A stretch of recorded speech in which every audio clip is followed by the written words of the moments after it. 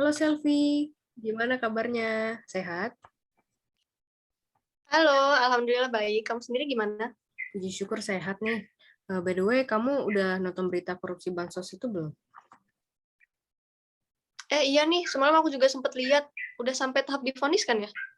Betul, miris banget di saat uang negara dipakai untuk membantu masyarakat, malah dikorupsi. Iya ya, padahal kan kondisi lagi genting-gentingnya. Malah ditambah lagi ada korupsi kayak gini. Oh iya, aku juga mau nunjukin nih kondisi Indonesia sekarang.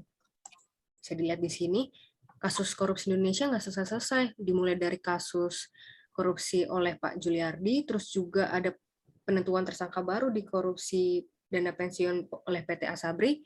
Kemudian ada juga yang mengesankan, ada yang menyedihkan, yaitu kasus aktif di Indonesia tertinggi ke-13.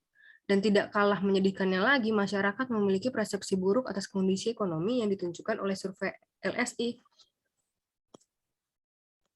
Wajar banget sih ya kalau masyarakatnya pesimis kalau ngeliat kondisi negaranya kayak gini. Ekonomi juga lagi sulit-sulitnya karena COVID. Bansosnya malah disalahgunain sama pihak lain. Nah, menurut kamu dari beberapa kasus ini, pelajaran apa sih yang bisa kita ambil? Agak sulit sih untuk mengambil pelajaran di masa sulit ini, tapi ada beberapa hal yang menurut aku bisa kita pelajari. Yang pertama, kita harus tetap optimis dan memiliki rasa tenggang rasa dalam membantu sesama karena di kondisi susah ini ya. Terus juga kita harus belajar membela negara dari misalkan mengadu jika kita melihat ada korupsi di sekitar kita. Terus juga yang paling penting nih di masa COVID ini kita harus konsisten untuk menjaga protokol kesehatan.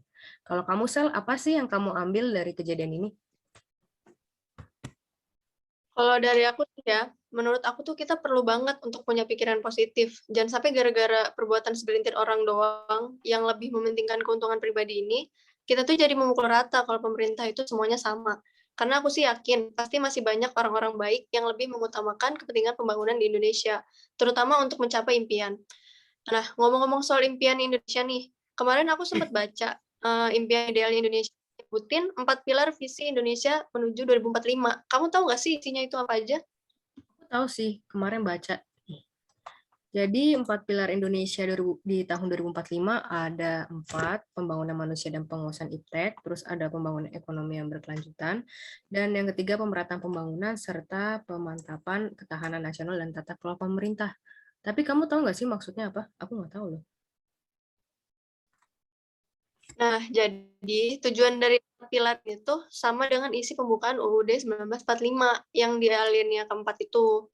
Intinya sih untuk pembangunan Indonesia ya, mulai dari bidang SDM, ekonomi, infrastruktur, sampai ke tata kelola pemerintahnya. Nah, dengan adanya 4 pilar ini bisa dijadiin dasar acuan untuk proses pembangunan Indonesia ke depannya. Wow, keren banget ya. Kita udah punya dasar acuan untuk mencapai Indonesia yang berdaulat, maju, adil, dan makmur di tahun 2045.